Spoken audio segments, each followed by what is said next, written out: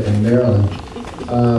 Interestingly enough, not too many years ago, Maryland ranked number 25 in terms of business friendliness as a state. Now we're down to number 49. And, state companies are fleeing the state because they're being persecuted. And interestingly enough, my wife and I recently purchased a home in Florida.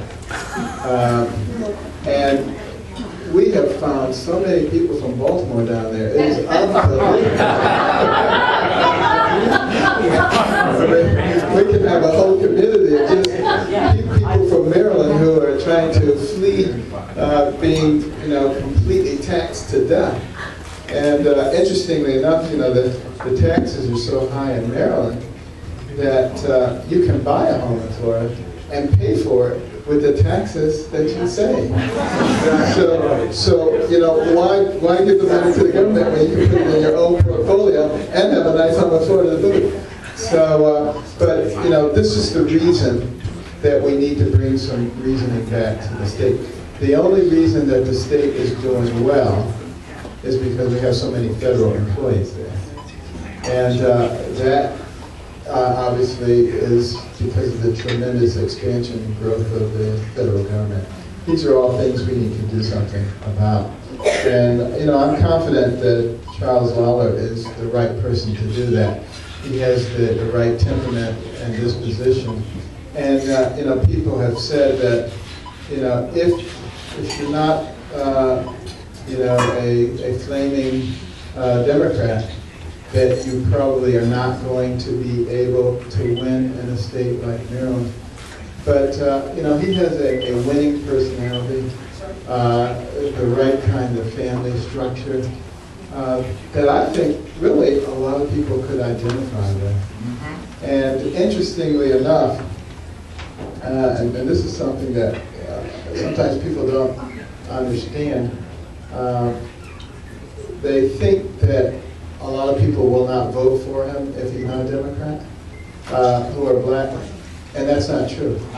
Because I find every day when I go to the hospital and I walk around, a zillion black people come up to me and say, "If you run for anything, I'm voting for you." and they know that I'm not a liberal Democrat. So.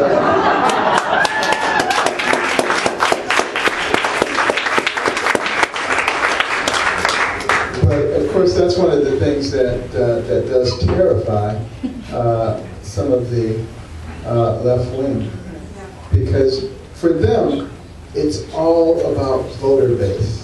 It's all about keeping certain segments under control and feeling that they're beholden to you so that you can cultivate their votes. And obviously, that's no way to run a state. That's no way to run a country. At some point, we have to get back to the point where we start doing things that make sense rather than things that are politically expedient.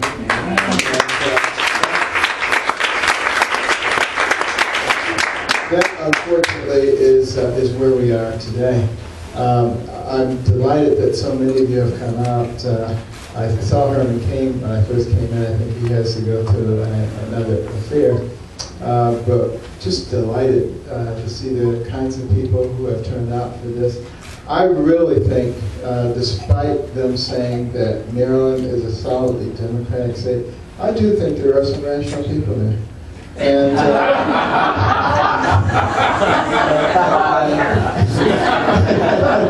they're in this room. And no, really, people who actually can make decisions based on what makes sense versus what party a person belongs to. There was a big push, last year to get me to run for the Senate in Maryland.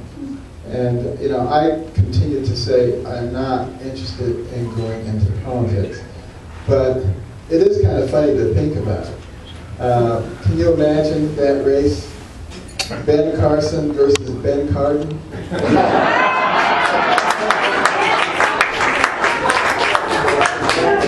And you know how low information most voters are.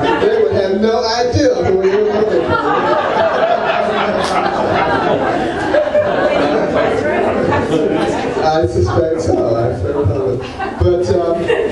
But I am very interested in helping to cultivate an atmosphere where people can actually talk about ideals. And they can talk about them openly, without fear of reprisal. And unfortunately, there is a veil of political correctness that is in the process of destroying the nation we live in. And everywhere that we go, I mean everywhere, there are a ton of people who come up to me and say, please, don't shut up. Please keep talking about these things. But what I want to do is I want to create an atmosphere where they feel that they can talk about these things, where they're unafraid. As you know, I withdrew as a speaker from the Johns Hopkins Medical School commencement. But I got a letter from a bunch of students called Anonymous Frightened Students. And, they obviously did not want me to withdraw, but they were afraid to make their identities known because they thought that might impact on their careers, and they were probably correct. And the fact that we now live in that kind of a society, that should be cause for enormous alarm for all of us. And, it's not about, something simple. This is about the fundamental principles that created the nation that we're living in. And I see absolutely no reason that we can't add Maryland to the group of governors that think rationally and with common sense about how to solve problems and do it not for one group specifically, but for all the people. We never want to get into, tit for tat, into revenge, getting back at somebody for what they did. Just chalk it up to stupidity and let it go. And take the opportunities that God provides to do the kind of things, I think, that will allow all of us to rise, recognizing that this nation was founded on Judeo-Christian values. And if we allow those things to be suppressed because we're afraid, then we will get what we deserve. Also, we must make sure that people are well informed and educated. Our founding fathers said, unless we have that, the nature of our nation will change. And you can see it is changing.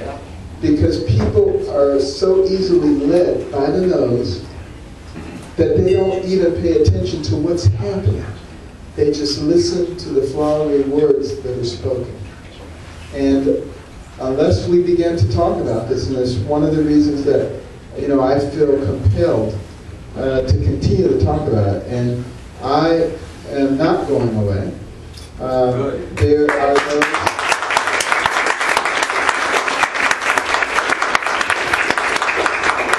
If you've ever read Rules for Radicals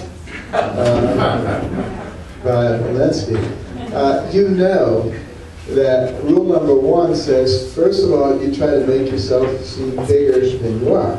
And if you can co-opt the media, and you can make everybody else feel like they're in the minority, and that helps to shut them up.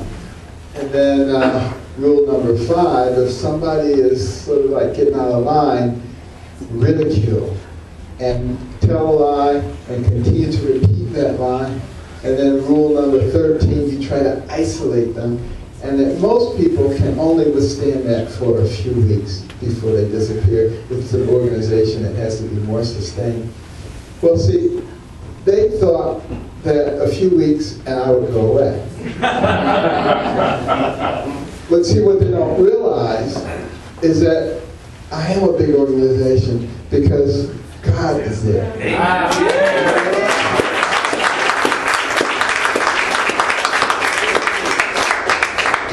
If God be That's what you have to keep in mind. And Charles, I hope you will keep that in mind, because there will be a lot of slings and arrows coming your way. I can guarantee you that in the state of Maryland, just because you don't have the right letter on your sweater. Okay? But don't let it disturb you. Just keep talking about logical, rational things. And there'll be others in this room and outside of this room who will help add to that argument. And I see absolutely no reason that we cannot win the House in Maryland. Thank you.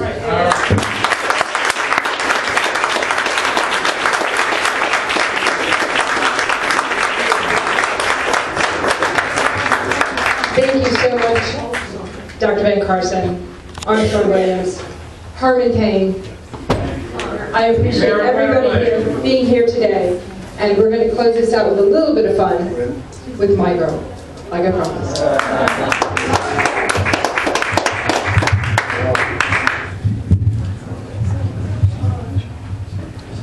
I'm not saying. Lord, I'm not saying.